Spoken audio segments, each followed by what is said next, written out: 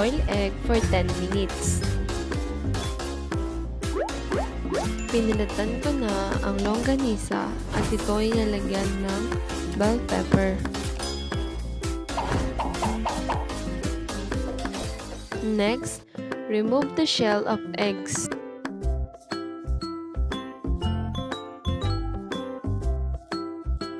Ilagay ang meat sa plastic at ikalat ito. At ilagay ang itlog tapos i-mold ito.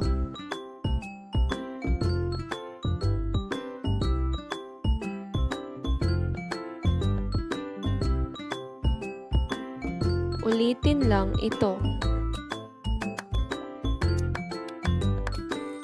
Roll and flour and then put it in egg and then roll again sa breadcrumbs.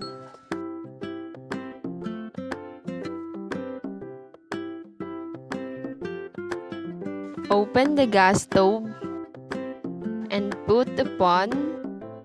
Then, maglagay ng mantika at antayin ulit ito uminit.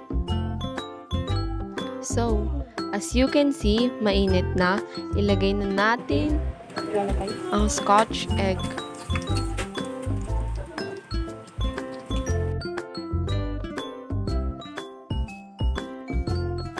Ang isa, sabi natin nila.